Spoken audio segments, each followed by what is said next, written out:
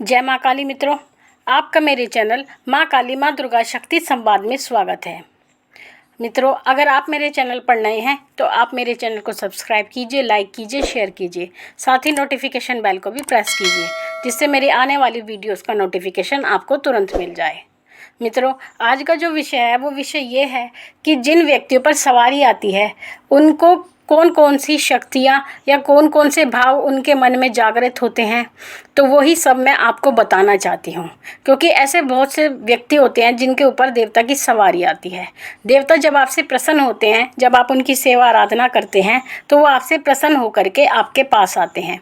तो वो दो तरीके से आपके पास आते हैं, या तो केवल वो आपको मन में आपके बातों का जवाब देते हैं, या फिर सवारी के रूप में भी वो प्रकट होकर, प्रत्यक्ष होकर आपसे बात करते हैं। तो जिन बच्चों पर या जिन लोगों पर सवारियां आती हैं, तो उनके अंदर अपने आप ही स्वतः ही कुछ शक्तियां अपने आप आने लगती हैं, कुछ विशेषताएं स्वयं उनके अंदर आने लगती हैं, जो कि पहले सवारी आने से पहले उनके पास नहीं होती। उनके अंदर वो विशेषता सवारी से पहले नहीं होती, सवारी आने के बाद ही ये विशेषताएं उनके अंदर धीरे धीरे आने लगती हैं और उन्हें अद्भुत शक्तियाँ प्राप्त होने लगती हैं। सबसे पहले तो जिन लोगों पर सवारियां आती हैं उनसे जो है कोई भी देवी देवता होता है वो उनसे बहुत ही प्रसन्न रहते हैं, क्योंकि प्रसन्न होकर ही वो आपके शरीर पर आए हैं। वो आपके इष्ट देव भी हो सकते हैं, वो आपके सहायक देव भी हो सकते हैं। साथ ही जिन लोगों पर सवारियां आती हैं उन्हें अपने प्रश्नों के उत्तर तुरंत मिल जाते हैं, क्योंकि सवारी वाले देवता आपके जो भी प्रश्न होते हैं, जो भी समस्या होती है, उनका हल वो आपको तुरंत बता देते हैं। आपका जो पूजा पाठ से संबंधित ज्ञान है वो स्वतः ही जागृत होने लगता है। आपको स्वयं पता लगने लगता है कि कौन सी पूजा कैसे करनी है, क्या भोग देना है, किस प्रकार से क्या विधान है। वो ज्ञान आपको स्वतः ही प्राप्त होने लगता है। आपको सही गलत का ज्ञान स्वतः प्राप्त होने लगता है। ईश्वर के प्रति आपकी जो भक्ति है वो दृढ़ होती चली जाती है। आपको अंधा विश्वास ईश्वर में होने लगता है। आप स्वयं को गलत मान सकते हैं, लेकिन आप ईश्वर को कभी गलत नहीं मान सकते, इतना विश्वास आप उन पर करने लगते हैं। साथ ही जिन पर सवारियां आती हैं उनको अपने इष्ट देवता के दर्शन प्राप्त होने लगते हैं। वो उन्हें स्वप्न के माध्यम से भी दर्शन देते हैं, परछाई के माध्यम से भी दर्शन देते हैं। कई बार आपको परछाई में भी दिखाई देते हैं। साथ ही कभी कभी जो अच्छे साधक होते हैं, अच्छे पूजा पाठ करने वाले व्यक्ति होते हैं, जिन पर सवारियाँ आती हैं, उनको प्रत्यक्ष रूप से भी दर्शन ईश्वर दे देते हैं।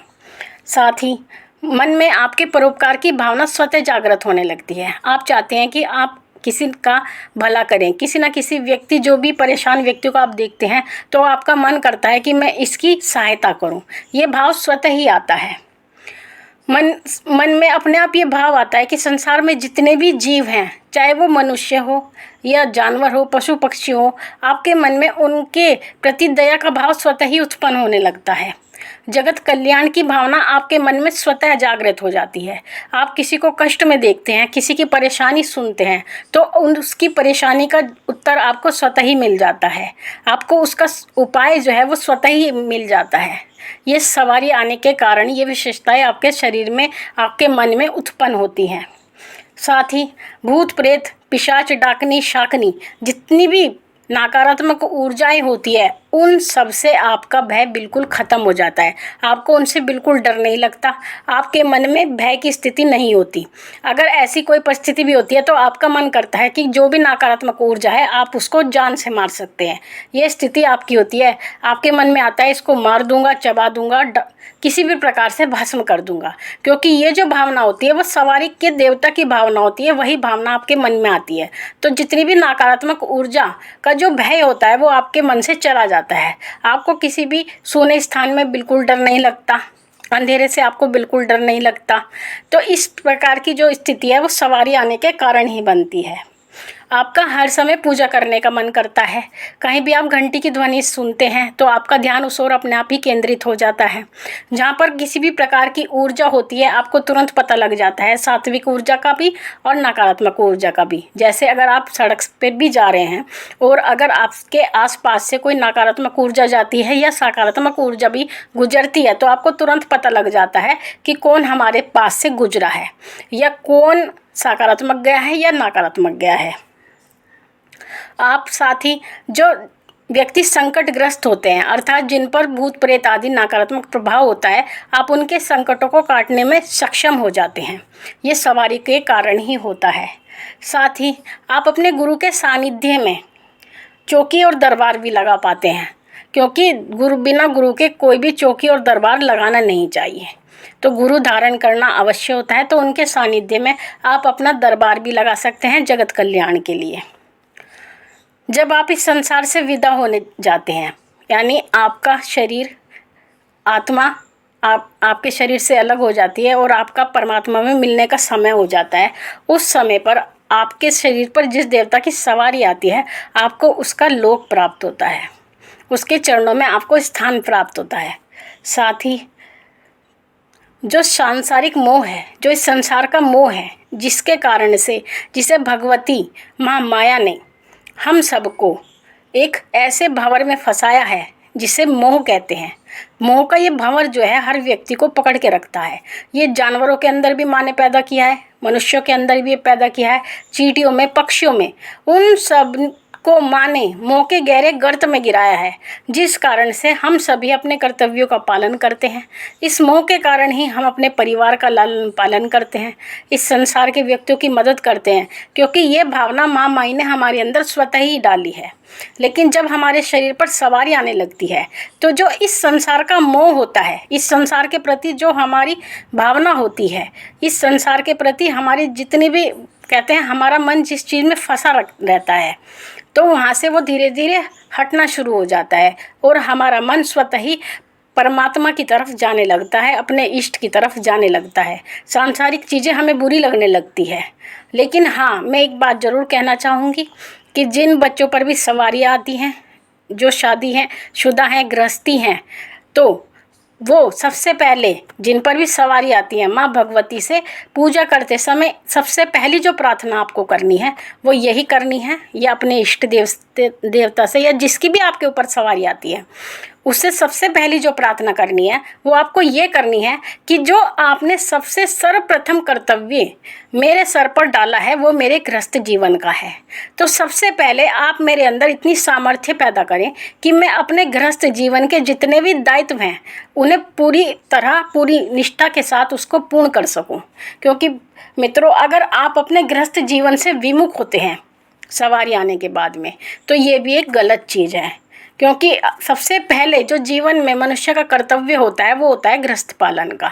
अगर आपकी गृहस्थी है, और अगर आपकी गृहस्थी नहीं है, फिर तो आप ईश्वर की तरफ आराम से जा सकते हैं।